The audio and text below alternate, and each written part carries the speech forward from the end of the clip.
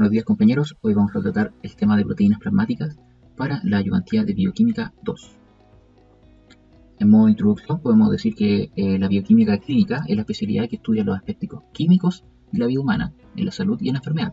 Los test bioquímicos pueden ser utilizados para la confirmación diagnóstica, el monitoreo o control del tratamiento, prevención e investigación de la enfermedad. Comprender el estudio de estos procesos metabólicos y moleculares en relación con los cambios fisiológicos y patológicos.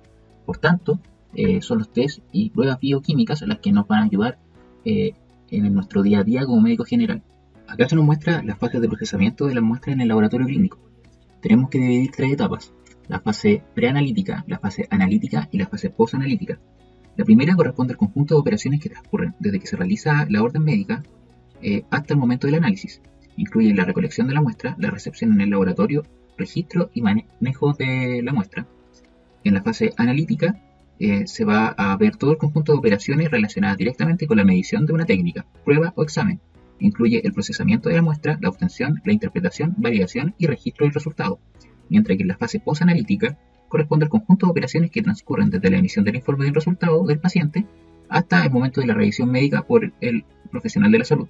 Incluye la entrega del informe, el archivo del resultado y los desechos o archivos de la muestra. En esta fase también es importante aclarar el por qué varían los resultados. Claramente siempre tenemos diferencias en los resultados dependiendo de la toma de la muestra y dependiendo de la fase en donde se realice el error. Por ejemplo, la fase preanalítica es la que más está expuesta a error porque es operador dependiente. La fase analítica ya no es tan operador dependiente y está más relacionada con los equipos que se utilizan para la medición de los resultados. Acá es complicado que hayan errores porque por lo general los laboratorios calibran los equipos para precisamente tener rangos de errores mínimos. En la fase posanalítica habrían problemas, por ejemplo, con la pérdida del resultado, la interpretación incorrecta o error en la transcripción del resultado. Entonces, tenemos que, por lo general, los errores siempre van a ir sometidos a procesos que son operadores dependientes. Ahora, dependiendo de lo que vamos a ir a buscar, tenemos distintos tipos de muestras. Estas pueden ser sangre, orina, heces, líquido cefalorraquídeo, saliva, líquido pleural, líquido amniótico, biopsia, tejido, entre muchas otras. Y siempre vamos a estar en búsqueda de concentraciones o cantidades de metabolitos, iones o gases. Podemos estar midiendo oxígeno, podemos estar midiendo, el sodio, el potasio, que va en relación con trastornos metabólicos. Vamos a estar en búsqueda de presencia y concentraciones de enzimas particulares. Por ejemplo, más adelante vamos a ver que para el síndrome nefrótico se mide la cantidad de albúmina en sangre. Vamos a evaluar actividad enzimática también. Todo esto con el fin de orientar un diagnóstico que nos va a servir y va a servir al médico para poder llegar al resultado final de la patología. Entonces, como son distintos tipos de muestras y distintas finalidades que van a tener cada una de estas muestras, tenemos también distintos métodos de recolección de estas muestras. Por ejemplo, a la derecha vemos la imagen en realidad de lo que se hace con la sangre, y la sangre se recolecta en todos estos tubitos, que todos estos tubitos tienen distintos usos. Por ejemplo, tenemos el citrato de sodio, que sirve para estudios de coagulación, tiempos de coagulación, fibrinógeno, agregación plaquetaria. Tenemos también el tubito rojo que es sin anticoagulante y sirve para la química clínica, el banco de sangre y serología. Tenemos el tubito morado que viene con anticoagulante y sirve para la hematología o el banco de sangre. Tenemos el tubito verde que viene con heparina igual, un anticoagulante, que sirve para la química clínica de urgencia y la hematología. Así como muchos otros tipos y colores de tubo que, como les digo, tienen distintas finalidades. Hay que recordar también que si la muestra de sangre se obtiene de un tubo simple y se deja coagular, después de la centrifugación se va a obtener una muestra de suero. Mientras que si la muestra de sangre se obtiene de un tubo con anticoagulante, después de la centrifugación se obtendrá una muestra de plasma. Ahora, para entrar de lleno en lo que significa esta presentación, voy a hablar de las proteínas más importantes que sirven en la clínica bioquímica, o que yo he visto que sirven un poco más en la vida como cotidiana del estudiante de medicina. Ahora bien, aunque las proteínas del cuerpo desempeñan una función fisiológica importante, las que se analizan con mayor frecuencia van a ser las proteínas plasmáticas. Estas proteínas plasmáticas son las que circulan por la sangre y que juegan un rol muy importante en la fisiología humana. Una perturbación en la producción de alguna de estas proteínas pueden tener serias consecuencias para la salud. Sin embargo, del total de proteínas que nosotros conocemos, la mayor parte de ellas son sintetizadas en el hígado y secretadas en la circulación. solo algunas proteínas, como la inmunoglobulina, son sintetizadas en células aparte. Y también existen factores de coagulación que son sintetizados en el endotelio vascular. Entonces, hablando ya de las proteínas plasmáticas, hay que decir que tienen múltiples funciones. Hay algunas que cumplen función de antiproteasas, otras que cumplen función en la cascada de coagulación, otras que sirven de manera enzimática, hay hormonas, sirven para el sistema inmune, hay reactivos de fase aguda que en caso de cualquier injuria, infección, o tenemos la bilirrubina que va en relación con el reciclaje de los grupos M, tenemos las lipoproteínas, transportadores de hormonas, transportadores de iones. Ya hay proteínas de transporte donde tenemos la albúmina, que es la proteína que en mayor concentración se encuentra en el cuerpo. También hay que recordar que la concentración de proteína en el plasma es de aproximadamente 7 a 7.5 gramos por decilitro, representando la porción principal de elementos sólidos, y las proteínas plasmáticas representan en conjunto con las proteínas simples y proteínas conjugadas como un grupo de proteínas y lipoproteínas. Primeramente tenemos la albúmina, que obviamente se encuentra en la banda de la albúmina y corresponde a la proteína más importante del plasma humano. Tiene un peso de 67 kilodalton y una concentración que va desde los 3.4 a 4 a 7 gramos por decilitro. Corresponde al 60% de la proteína plasmática total y el 40% de ella se encuentra en el plasma. El hígado es quien la produce y genera unos 12 gramos de albúmina al día, tiene una vida media de 20 días y la función principal de esta proteína va a ser el mantenimiento de la presión osmótica. Además, sirve para el transporte de hormonas, ácidos grasos, bilirrubina y fármacos. Esta proteína se encuentra aumentada en la deshidratación debido a que, como se encuentra diluida en cierta cantidad de agua, que por lo general corresponde al 60% del peso corporal, al perder agua se va a concentrar más. Por lo tanto, va a ser una medida de entender si hay o no hay hipervolemia, que es el exceso de agua en el cuerpo. Una disminución puede estar caracterizada por el daño hepático, en la desnutrición, en el síndrome nefrótico y enfermedades genéticas. El síndrome nefrótico es sumamente importante esta proteína porque es la que genera toda la sintomatología de este síndrome. Se caracteriza por el edema periférico debido a que la albúmina, como bien dije antes, mantiene la presión osmótica del líquido.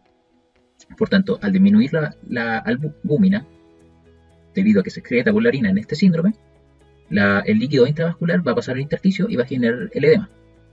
También este síndrome se caracteriza por la hiperlipidemia, debido a que como hay menos cantidad de albúmina, en compensación el hígado genera más lípidos para poder concentrar más el intravascular y que el líquido no se escape tanto de los vasos sanguíneos. Las preparaciones de albúmina, por tanto, son utilizadas en el tratamiento de choque hemorrágico y quemaduras, precisamente por esta cualidad de preservar el líquido dentro de la cavidad vascular. Otra proteína importante representante de la banda de la globulina alfa-1 es la alfa-1 antitripsina. Esta es una glucoproteína de 53 kilodalton que es un inhibidor de proteasas CEICOS y una proteína de fase aguda. Corresponde al 90% de la fracción alfa-1 globulina. Es el inhibidor de proteasa más abundante en el plasma y también es sintetizado principalmente en el hígado, pero puede ser sintetizado en la médula ósea por los macrófagos, está presente en el pulmón y acá cumple la función de degradar la lactasa, proteína que lleva a la degradación pulmonar.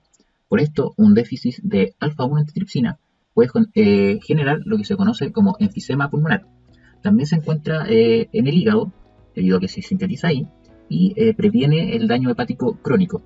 Su función entonces va a ser neutralizar las proteasas, ya sea tripsina o elastasa, en la célula inflamatoria.